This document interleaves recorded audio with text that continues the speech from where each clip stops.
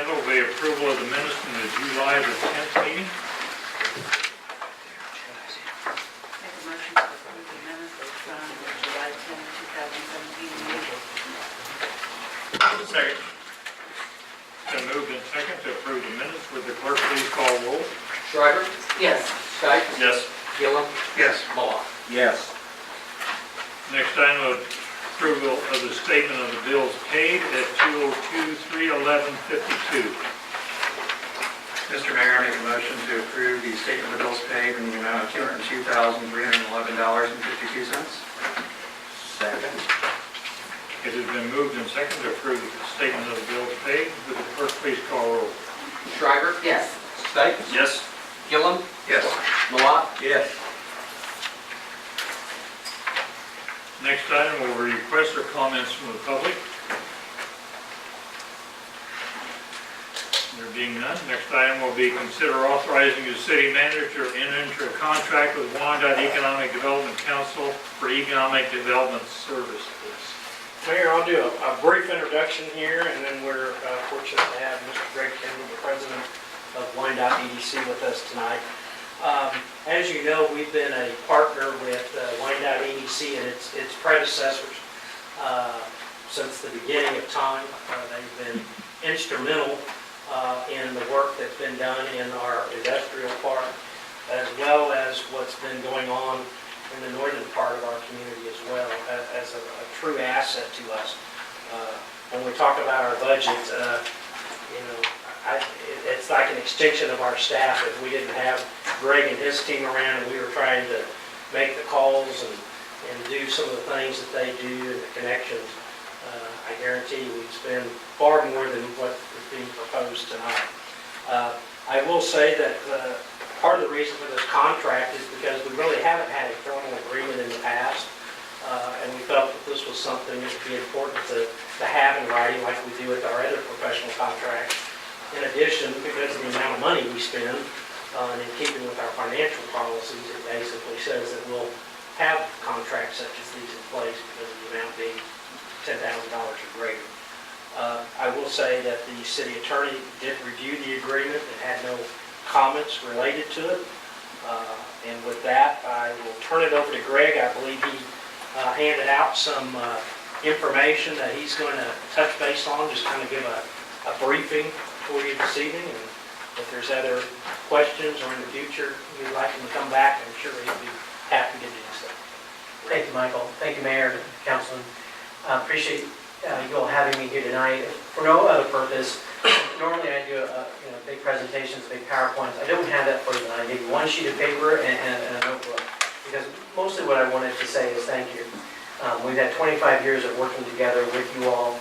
I can honestly say that having the mayor on the board is a constant reminder that this organization was created 25 years ago, in large part to ensure that no one city in Wyandotte County overtook the others, but there was always an organization that was looking altruistically across the county to figure out how we do economic development together as opposed to individuals. And so most of our marketing materials you will see 3 cities, 1 county referenced, because that is a constant drumbeat of this organization, is to ensure that we treat all 3 of the communities in Wyandotte County equally as we try to find locations to put projects and businesses. And Michael did, I think, hit it on the head when he said he treats us like an extension of your team, both good and bad some days.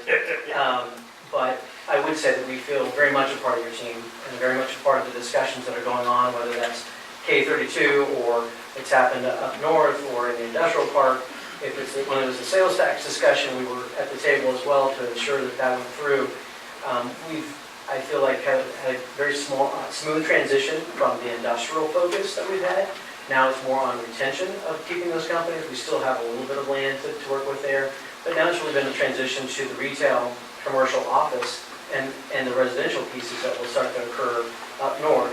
And then also the discussion around K32, 4th Street, and where infrastructure goes. How do we get people from one place to the next, and creating placemaking here in Edwardsville. So very much appreciative of what you all do and your participation in our events and our programs.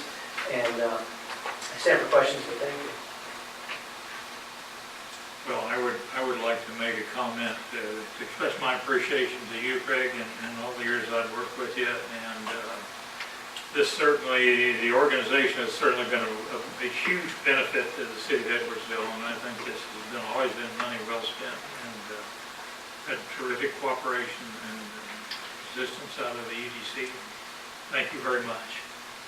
Thank you. And hopefully the results on the Yeah. page over the last 4 years give you some indication of how well Edwardsville has stood up really in terms of the overall investment in Wyandotte County. I think for the population for the size, it's clear that we've had a pretty strong run over the last 4 years here in Edwardsville.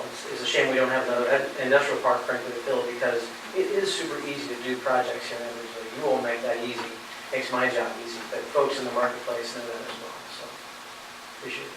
Mayor, just one thing I'd like to add, just because we talked about this, and I think it was during Mayor Holland's stated address, 2016 stated address, and it's shown on the bottom page, he talked about the level of investment in Wyandotte County and what was going on and all the good things happening in Wyandotte County. So I kind of asked Greg, I said, well, how do we stack up in that overall county, and we're like, okay, so we're about 3 or 4% of the population, but as you see, we represented 5% of the total investment, 14% of the overall square footage that's been developed over those years, and we represent about 9% of all the new jobs that have been created in this county. So not only are we doing a good job, in my opinion, for our community, but I think we're a real player in what's happening in the county.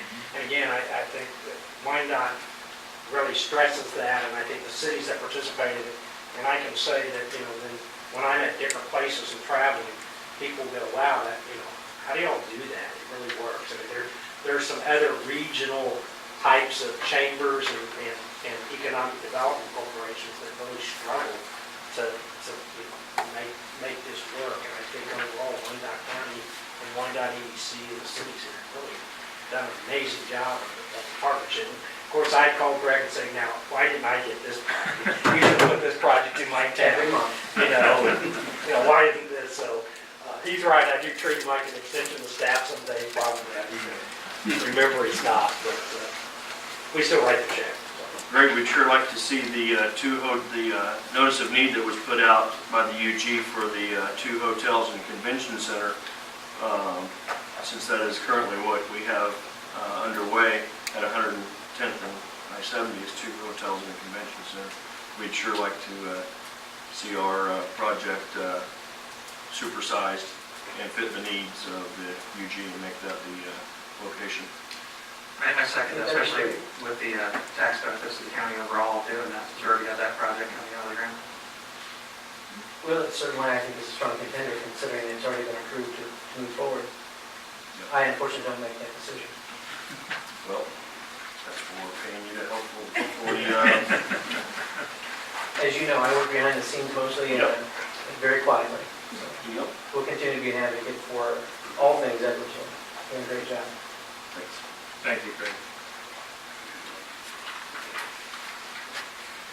Motion for We do. Mr. Mayor, I make a motion that we authorize the city manager to enter into a contract with Wyandotte Economic Development Council for economic development services as presented. Second. It has been moved and seconded to approve the city manager to enter into a contract with Wyandotte EDC for economic development services. Would the clerk please call the roll? Shriver? Yes. Steiger? Yes. Gillen? Yes. Malat? Yes. Thank you, Craig. Next item will be consider ordinance number 984, adopting the 2017 traffic ordinance for Kansas cities. Well, we're going to actually, if it's okay, we'll go ahead, while they're both separate motions, we'll go ahead and really address both of them. Okay, 985, 984, 985. Yes, sir. Need 2 separate motions. We will need 2 separate Make motions. a motion to adopt city ordinance number 984 of standard traffic ordinance for the cities of Kansas. Second. It has been moved and seconded to adopt ordinance number 984. Would the clerk please call roll? Shriver? Yes. Steiger? Yes. Gillen? Yes. Malat? Yes. Make a motion to adopt City Ordinance 985, Uniform Public Offense Code for the City of Kansas. Second. It has been moved and seconded to adopt ordinance number 985. Would the clerk please call roll? Shriver, Yes. Stikes, Yes. Dillon, Yes. Malat. Yes. Next item will be consider setting the maximum fiscal 2018 budget and calling for a public hearing on August the 14th.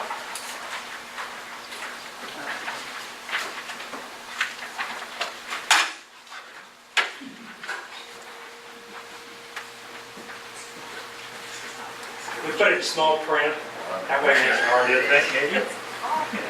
This is the state budget for you, believe me. If I had my way, we would have no state budget for you, but I've not been successful in that yet.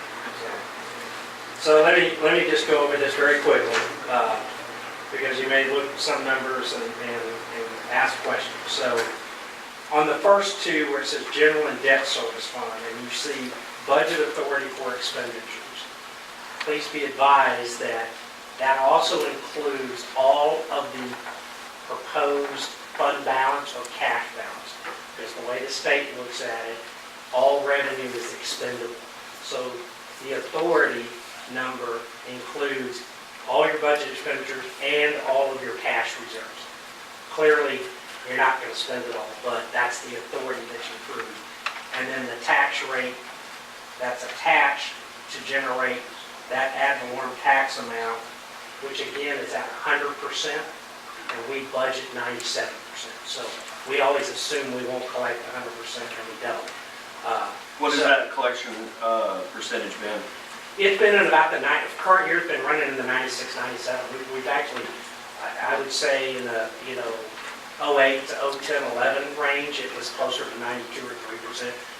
Not unusual, if we were in an economic downturn, but we generally do good. And so we budget 97% collection of current taxes, and then we use 2% for delinquent tax. So those are taxes that are not current delinquent, but are more than a year old. And that formula has worked very well for us. I mean, we generally are pretty spot on with that when it all gets said and done. Do we have properties, I know kind of getting off a little bit, but do we have properties that are up and eligible for to go on the tax sale? We've had a couple, this last time we had 7 properties. 5 of them got removed prior to the tax sale. A couple of those were commercial that the city was actually watching. I believe there was 2 residential properties that actually went to the tax sale and were sold. One of them is up here on 4th Street. That was a house that was in pretty bad disrepair, and I will say the person that bought it has been up there cleaning it out, and I don't know what their intent is, but I think that's only 2 that went in the last tax sale. So there's none current? I don't know of any that are currently proposed for the next tax sale. I do know that let me say this, I do know that there's properties out there that certainly are pushing that window of 5-year delinquent taxes, etc. As I understand, one of the changes the legislature did was, it used to be, so if I went in and I made a payment, I could say, well, I want my payment to my 2016 taxes. Yeah. And now they're making it go back, and then that retro and back. And now, as I understand it, if you make a payment on delinquent taxes, it goes to the oldest year and then works up. That will change the playing field, I think, dramatically. But, and we have a few properties in the city that are in the land bank. So this tower site down the road is one of those. Is there properties in Edwardsville that are in the UG land bank? Yes. Yeah, we don't have our own land bank. There's a handful of properties in the UG land bank. So if there was a property, that we would like to see come off for somebody to use it, Yeah. what authority or how do we push that? Or We can have- what's our procedure on something like that? We can have them transferred to us. Mhm. So just sign up, we had that property on 5th Street that we determined was an unsafe standard building, unfit for habitation. We worked with the county and the land bank to say, okay, look, we don't want to go in there and take the building, tear it all down, file a lien, you put it in the land bank, and we're out the $10,000, For the basically. filing, yeah. So we worked with them, and they went through the process. It went to tax sale. Nobody bid on it at tax sale. The land bank took possession and then transferred it to us. Then there was a buyer, because now we're not stuck paying all the back taxes and fees. So once it goes there, it waives all the liens. We then had a buyer, worked with them, they demoed, cleared the lot, and I think subsequently sold it to somebody that plans to build a house on it. So that would be somewhat, we would work with them to probably transfer to us, or if there was a known buyer. Right, and that's what I'm saying, like, if there was a piece of property and I wanted to put Chuck Stites' hot dog stand on it, and it was in the UG land bank, we could request for it to come back, Yes. and then we could do with it what we would And like. typically, when Not they that I want to had, open up. when it had properties, There you go. when it had properties in the land bank, they typically will call us and say, we have this person that's interested. Again, I'll use the tower site down here. I don't think they knew they had a tower when they bought that piece of property.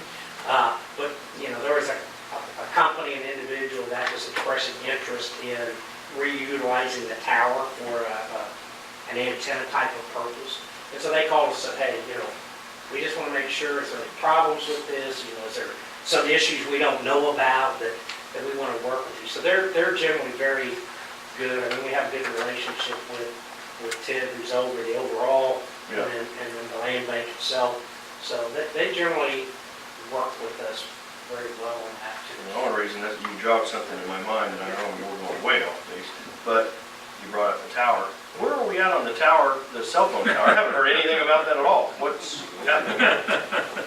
Let me address that during the Okay. city manager's comments, just All so we don't All get right. off the agenda here, but I will address that for you, if that's okay.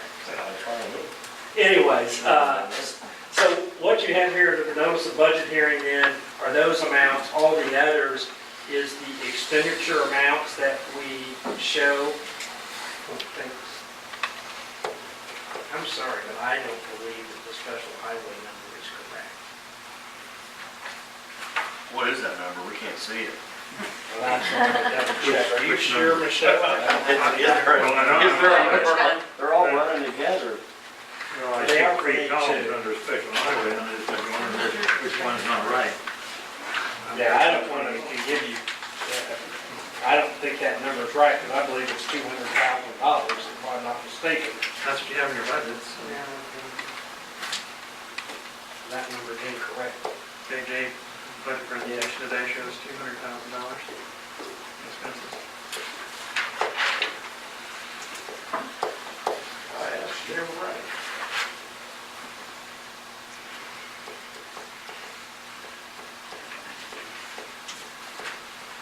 Plus you have it in cash balance, that number's I- not even These higher numbers than are that. not, where'd Michelle go? Let us, Mayor, can we postpone this item? These numbers are not correct, and I don't want to approve this.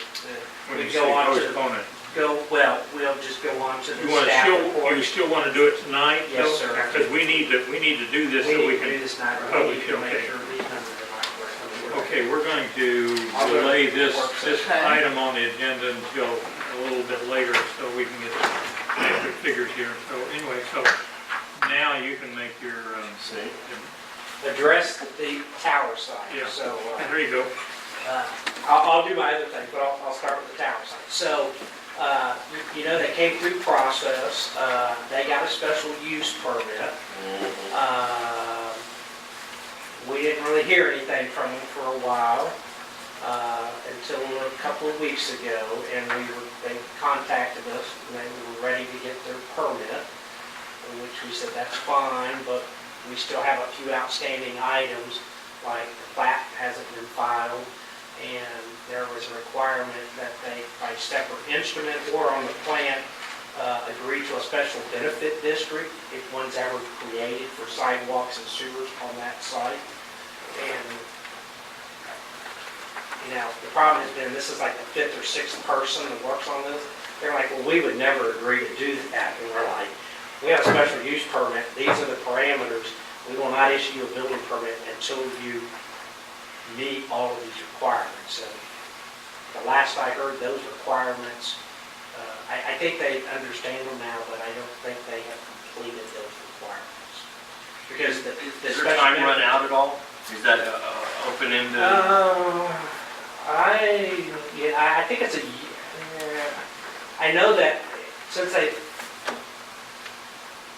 done the zoning, they've done the plating, I know those have, the zoning is permanent, and the special use permit was long, I'd have to verify. There may be a 1 year for, actually Right. executing the building permit, Right. but I don't know that for sure. We will follow up on that, so.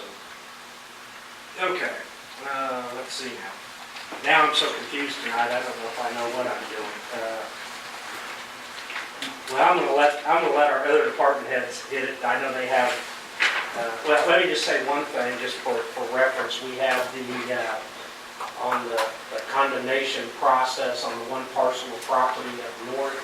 I believe it's slated for tomorrow at 10:30, at which point they go before Judge Lance, where he will assign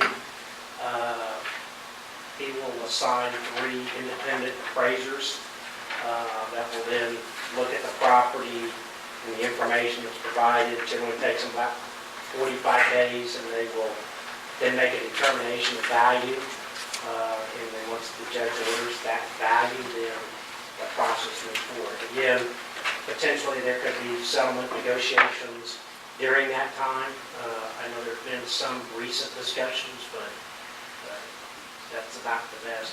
As far as the sewer goes, I believe they're up to that property, and they pretty much stopped there, and then they're going to the other side, which is the Village South site. And so you will see that. You probably saw a bunch of sewer pipe up there. If you get up there, they're going to continue to do the rest of the sewer and get all that tied in and start doing their stormwater, etc. The building permit application before us, it's a pretty good application. There's some outstanding items. Some of them relate more to the overall site than to the physical buildings themselves that still need to be addressed, with the signage and lighting of the streets and things. But I have a meeting this week with the owner, Mr. Ronson, that's coming for a visit. So I'll be meeting with him, and I think there's been a lot of this. Somebody said to somebody, the messages. So he's said he's going to take a more active, direct role in it. So I don't blame him. If I had $67 million trying to get them something, I'd probably want a little more say-so as well. So Are you ready to I go back to believe we this? are ready. Okay, let's go back to that. Verify all of these numbers. Can I ask a couple questions before you do? Yes. So basically what you're saying is on the proposed budget year 2018, Yes. what you need to represent in these numbers is our anticipated expenditures plus any account balances. Yes. So, So when I look at solid waste on the budget presentation we yeah, received. not on those, only on the ones where there's tax. Only the top two? Right. Okay, The others are straight up expenditures. gotcha. Even the straight up expenditures don't match exactly with the presentation that we have tonight. So solid waste, you had 218,768. The document that we went over here in the presentation was 221,468. Michelle, can you address why that number's good? I'm gonna go check the spreadsheet. And then when I looked at the sewer fund, it's close, really close. You have 664, 625. The presentation tonight had 664, 295, or $70. What's she getting her numbers? We expected the goal.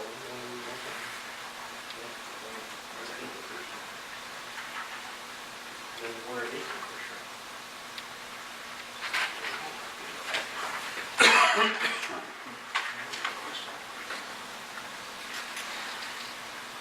Let's keep going with the advisory reports, please. Okay, so I make my achievement really long, please. There's some. Can I come back, number 2? I've just been really busy. We're gearing up for October transitions, and we'll have given our retirement, I don't know if we Go ahead, I'm supposed to know, but I don't know, but go ahead. retirement. Sid Mitchell will be retiring after 40-plus years, I think. We've enjoyed his presence with us and his leadership for 5 years. And it's time for him to enjoy maybe the lake scene in south of Branson and life after law enforcement for once. And so we're proud of him, and hate to see him go, but that does open up a number of things that are happening within the police department. With that leaving, what we are in the process of doing, because it takes so darn long, is we are advertising and taking our first testing of a group of applicants will happen August 4th. By the time all this process, October 1st is hopefully to have somebody on board, if we can get them through all the background and get the right candidate and that sort of thing. So that's really what we're really gearing in. It's of course vacation season and very hot, and it's been very active. We have one at the academy still. Which will graduate in September with a number, probably 4 or 5 weeks left to go to finish field training, and then they'll be released on their own. Some of that's a little refresher and final phase out type stuff. So doing an excellent job academically and striving in all areas of the academy. So really solid hire. So that's what we're doing. Thank you. Thank you. Be clear. Now I'd like to report, we have a firefighter, paramedic up to National Fire Academy for the next 2 weeks for Corps resident program. He'll be back on the floor here in 2.5 weeks when he comes back from that trip. Mr. Webb talked about earlier, part-timers due to volunteerism being down. It's not only down here, it's down in America, all the way across the board. We did hire 4 of our current volunteers that went over to part-time positions that were all cross-trained. We also hired 2 that had come from outside the agency. One is a volunteer up at Bonner Springs and works here in our industrial park, and the other one works at the Camp Knowledge Boy Scout Camp as a medical officer, and also volunteers in the South Johnson County. We still do have some volunteers that are strictly EMS and some that are strictly on the fire side.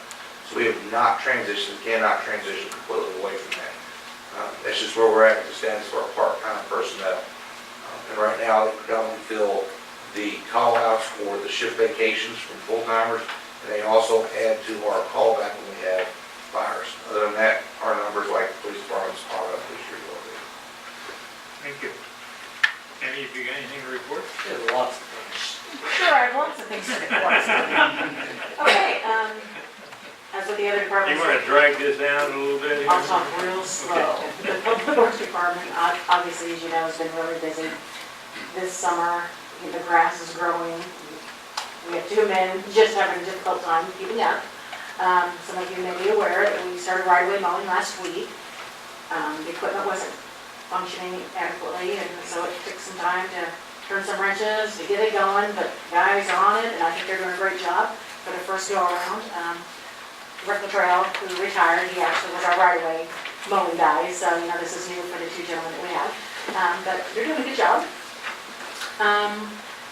After that, we're going to bounce back into street repairs. I try to keep the guys on a 3 to 4 week cycle doing street maintenance. That's something maybe we haven't been able to do in the past, so we try to do that every 3 to 4 weeks, hit various areas.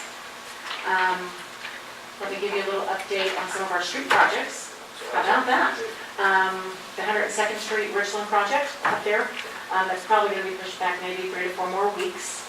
Unfortunately, what's guiding that is KCP&L relocating their poles due to all of these storms that we've had throughout the summer. KCP&L's resources have had to go out and get power on all around the various communities. So they were there last week doing work, and for this last round this weekend, they're going to be out in another week or 2. So we're just kind of waiting for those poles to be relocated and get the AT&T lines relocated, and then we'll be kicking off with McEnany on that project. Our 2017 street maintenance project that was awarded to Musselman and Hall. Our target date for starting is next Monday on those subdivisions. That was that Rock Ridge subdivision and up there at 7th and on those areas where we're doing some bell magging and rebuilding some of those streets, and we're doing the mill and overlay on the Rock Ridge.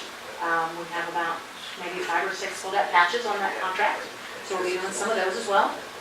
Like I said, I issued the notice to proceed today. Target is set for next Monday. I'm hoping for the best.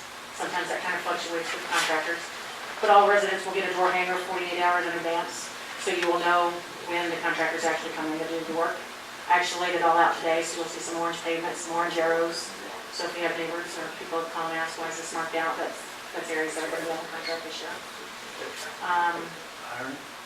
Hiring the CSO position, yes, thank you. We're still working on hiring that CSO position. We're in around 2 of interviews. It's going really well. We're thinking maybe we have a good candidate, and so we're just kind of hoping for the best. Going to be doing some background checks and things, and hopefully by mid-August we'll be able to have a person on staff. Just to give you an update maybe on code enforcement, even though our code enforcement officer retired June 1st, we have continuously been going through and doing code enforcement. Let's get you a few statistics here. Absolutely. Oh, okay. So since the end of May to the end of June, so the last month, we've had 40 additional code enforcement requests come in, or some that were found by staff. Of those, we've closed about 25 of them, so we're getting compliance. It's probably not as quick as some citizens really want, but we are making, in my opinion, really big strides down here in this area, south of the railroad tracks. So at the end of June, we had pretty much 27 open cases that we're currently working. I'm currently working. 69 cases were closed, and we had like 96 total just from March to June. So just want to let you know that we're still actively doing the code enforcement, just maybe at a little slower pace. That kind of Thank you. information. That's good to hear about the code enforcement. I mean, that you're trying to stay up with it, even when you're not there yet, but you're still trying to stay up with it. That's, I try to dedicate a day a week to do that. yeah, okay, good, thank you. I don't know if the city attorney has anything, if not, then No, we'll- he doesn't have anything, so you're on. I'm on, so oh, yes, sir. I have a question about the recent power outage Yes. that was going on, and I didn't know, well, you brought to my attention, I wasn't one of the affected people, but there were some elderly folks that were in that affected area, and I actually stopped by tonight. I didn't know that they were in that area, so I checked on them, and I don't know what efforts we make as a city when that happens.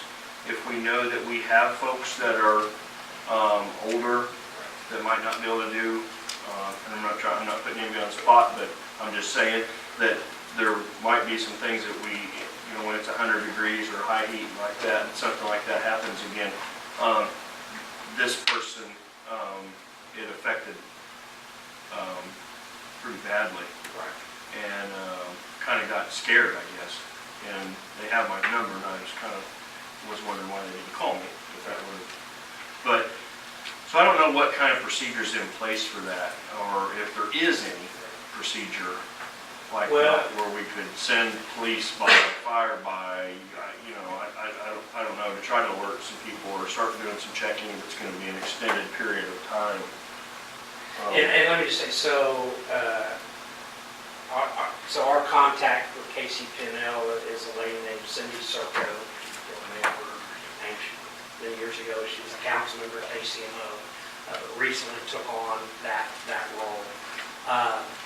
And quite honestly, I didn't realize, I got some stuff from the UG, and there didn't really show any power outages, so I just kind of went on KCP&L's site, and it showed we had about 156 homes in KCP&L service area, which for KCP&L service area, that's a lot. Right. I mean, we only have, I think there's 400, roughly 400 customers in their service area. So it was about, almost 40% of their customers were without power and had been without power for some time. I started making a couple of calls to people like you and saying, do you have power? And I reached out to you, to a few people and said, do you have it? And started trying to tie it down. I will say that I did, Chief Linham and I spoke, and so we hadn't gotten any calls, but we did go ahead, I'm assuming, we spoke. So we had our fire department just take the ambulance and take the brush and just kind of start driving the area in case somebody stopped us and what was going on. I do know KCP&L has a service that you can sign up for, you know, if you have health issues or people that have breathing machines and things like that, that they can do. In the past, when we opened up the community center or the fire station as a cooling center, and I think there were some cooling centers open. We didn't get asked to do that, but we would have. And then one of the things the police department does during the summer also is they keep extra water in their cars, and partially for them, you know, they're out on a traffic stop, but they also do that so if somebody, you know, on the side of the road or out or whatever, looks dehydrated or whatever, they can provide them fresh water. So we stock some of those things. I don't believe we got any calls, but if we would have, we certainly would have. The crews had a few people talked to them last night when they asked and tried to interject with the concerned parties. Everybody's like, we're fine, we're good, because that was one discussion we had is, we opened the community center for severe thunderstorms and everything else, and we were out Saturday night on call. Part of this KCP&L issue goes a little bit further as we had a main transmission line that was arcing Saturday night into Sunday morning, still at 1:30 we were out on call. Every one of the KCP&L contact numbers for us, PD's dispatch, fire dispatch, and everything else was inoperative. So nobody exactly knows what was going on with that as far as the delay with getting KCP&L. One avenue that myself and Mr. Burr talked about this morning because of this is again back to our social media policy of if you are having healthcare issues, you have home oxygen or something like that, so we go ahead and start a database ourselves, and then when we do have prolonged power outages regardless, we go do a door knock and just sit there and say, is everything okay? Well, it's kind of an oxymoron when you talk about that group of people in social media, Yeah. because they're not accessing it. Well, and we can sit it out on our And so, I mean, building too. and I understand, and I'm glad, I'm not saying that that's a bad thing, but that's not, the people that truly are getting that, they're not getting that information, is unfortunately. One of the things, I mean, I do know that KCP&L has that, and I know they've been publicizing it a little bit on TV and things. We'll help try to get that out, so, you know, people that have that, you know, specifically, you know, elderly, have health problems, especially if they have medical, you know, people have different types of medical machines, they're supposed to go to the very top of their priority list. I mean, Right. Well, some people don't know that this is going to, you know, they don't know that they have a health problem until they're faced with 23 hours of no air conditioning. Right. You know, so I mean, they might not have been prepared to do that. There's a program I know that KCK with the Vial for Life program. And do we participate in that? Do we do that now? We have got part of it on the flip side. The big thing is the Vial for Life was a bought-in, purchased program. Okay. That was using donated medical bottles. We have started to look at a generic form that we pay a printer to print up to. They just put it in a Ziploc baggie and just can sit there and put it on the refrigerator. Medical information, medications, and contact information numbers. So it'd be very similar to the Vial for Life program. Well, the reason I bring that up is we're small enough in our elderly community that's outside of our downtown area, wouldn't be too hard to reach those folks maybe, and get that information and let them have the information just like what you were saying that they would receive on social media. So maybe just some things to think about. It just kind of, One of the things that has kind of changed in the whole field of emergency medicine, and we've talked about it, some larger cities have been able to implement it, is paramedics becoming more first care, primary care. So instead of calling 911, it's, you know, a paramedic or, you know, crew will go by certain people, you know, that have long-term illnesses, and where they can go by once a week and just do their blood pressure, check on them, almost like a primary care thing. The challenge has been, how do you cover those expenses? You can't charge, I mean, unlike the doctor, I mean, there's no way to capture. So I mean, that's been one of, you know, it's a great program, but if you have to add staff, you know, it's like everything. How do you figure it out? I mean, if you got a couple of them, it's not a problem. But that's something that I know that Mr. Burr has raised several times, we've talked about is, I think over time, that's going to become a more common practice that our emergency medical services, whether we like it or not, are going to be called on to become primary care givers in that sense, right? Instead of only calling when it's an emergency because of some of the changes, and even the hospitals say, hey, why is this person back there for the fifth time? Don't call it, so to speak. And how do we, but we're going to still get that 911 call or some call for service, and how do we lay that out? I mean, it's an interesting but difficult process. Well, and what makes it even more difficult when the power is out, their phone's out. A lot of times. Unless they got a cell phone. You have to have landlines, you have to have cell phones. So. It's a good point. I mean, I think we did learn a little bit out of this and connection. I didn't realize the power was out to the level it was out over the area. Quite honestly, when it happens down here and you have street lights out and things like that, we become more aware of it because we have to call public works out and police departments, so it kind of rises up the ladder a little bit quicker. And I think up there, it covered just an area where What's roughly the covered area that was out? Yeah, what was the area?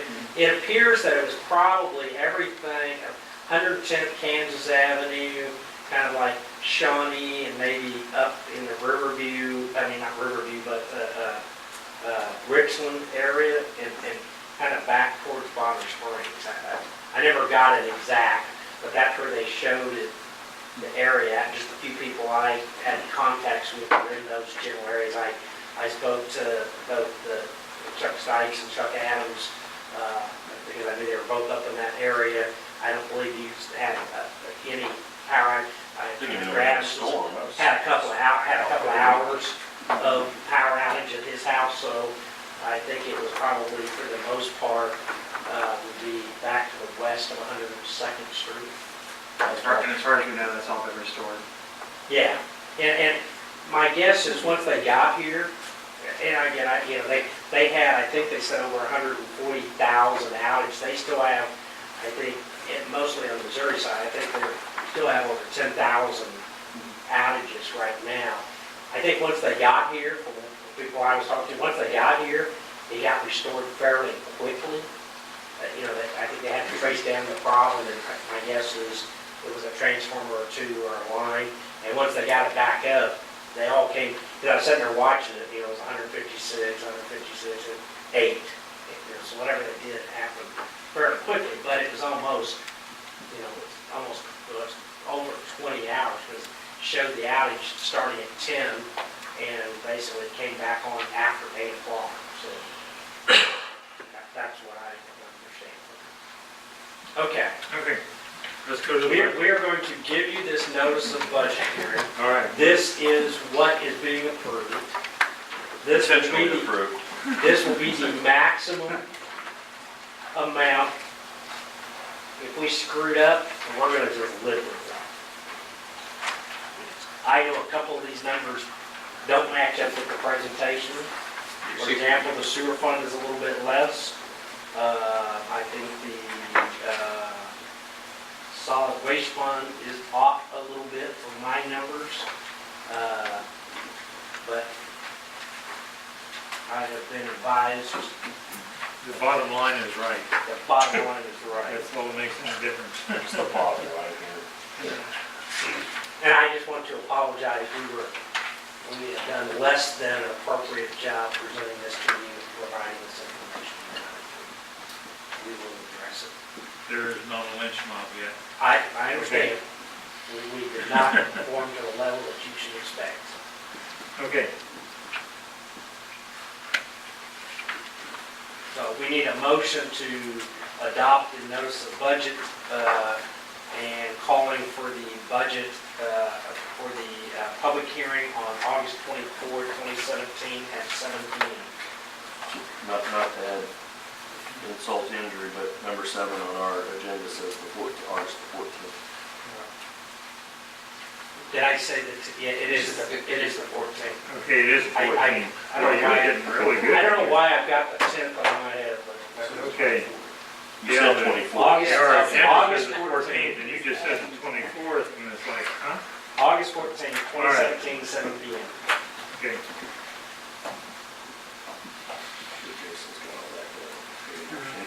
He's ready. Yeah. Mr. Mayor, I make a motion to publish a maximum budget for fiscal year 2018 as presented here before us, and set a public hearing on August 14th, 2017 at 7 PM. Second. I'm going to repeat all of that. Okay, is that all right? Any handle that? Okay.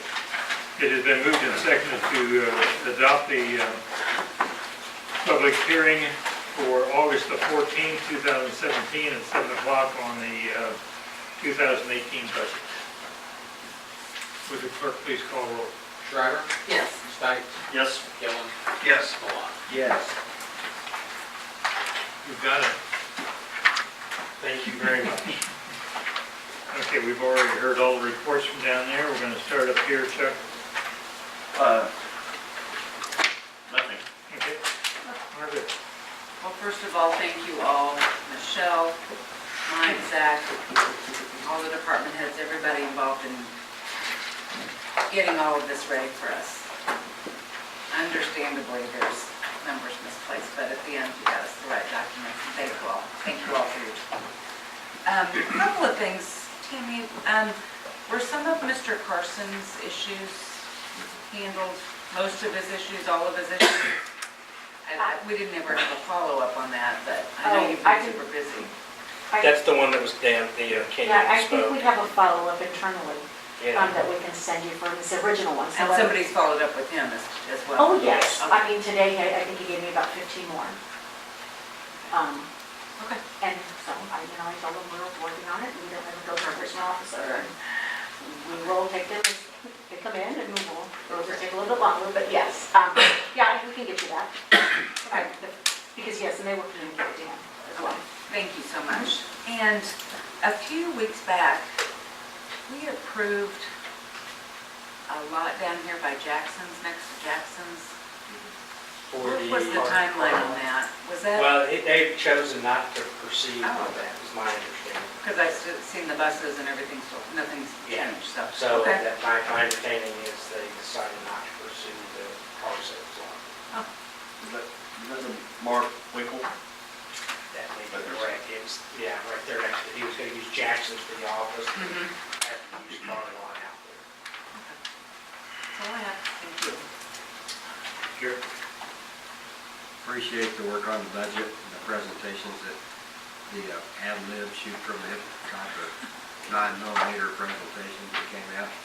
I'm going to bring up a concern that you're going to say that we can't do that, but I think that we can do something about it. With the rash of the accidents that have been happening lately in this portion of Kansas with the fatalities and the fires and all with the trucks, and the motorcycle accident that happened in front of my house the other night, I would like to consider petitioning the state to lower the speed limit on 32 highway from about 500 feet west of Lake Forest entrance all the way through to 98th Street. Okay? Now, I'm gonna I'm not sure all the process. I'm going to add to that that with the Plaza West development coming in and the extra entrance that's going to be going into that place in front of my house, and with the traffic that's generated from it, Lake Forest and Holiday Sand and all of those with no decel lanes or anything, I can see nothing but problems coming up in the future on that. And I would like to have the city maybe make some kind of a communication with the State Department on that. Well, let us, and I just don't know all I know the area you're talking about. I don't know the processes necessarily, so I will get with the state, KDOT, and so I don't know. They do a study, we do a study, and I'm sure there's going to have to be a traffic study for speeds. I mean, we do know the number of vehicles have increased the most recent map shows about 14,000 vehicles a day. I think there's more than that. I think that's false number. And I'm not trying to be argumentative, but I live there, and I know there's probably that many in the morning rush hour. And they're mostly speeding, mostly doing the left lane loitering that they shouldn't be doing, which gets the state law to loiter in the left lane when you're cruising down the highway. And I just see problems getting worse and worse down there, and I would like to be proactive when I'm trying to remedy that or stop that before it happens. Thank you. So we'll follow up. Jason? Thanks again for your work on the budget and working to make some corrections on the fly. I did have a roads thing I noticed. So the Kansas Avenue project is complete. It looks good. Yes. Are we going to get striping? Yes, it was not in the original project to stripe that road, something, whether risky, but it only included that first part up there. But since we knew we were going to be doing the rest of this project up and around the corner, we figured we would just tie all that striping in at one time versus one of the others. But it's on our list, it's not very expensive, we just thought it would be better to, once we finish, since we knew we were going to do that, just tie all that in together. There is somewhat, what's our policy on striping, we don't really have one, but generally I would say if they're collector thoroughfares, that's where we look to have a center, a center lane. It needs a center line. And we have some other areas that we need, just over age, but, Edwardsville, 110th Street's one of those that needs to be redone. And so our intent is just to pull that out as a single contract. Especially at night. That's just fairly dangerous with those markings on there. So Right. I'll see that get done. Okay. That's all I have. And Danny? Thank you all very much and appreciate all your hard work and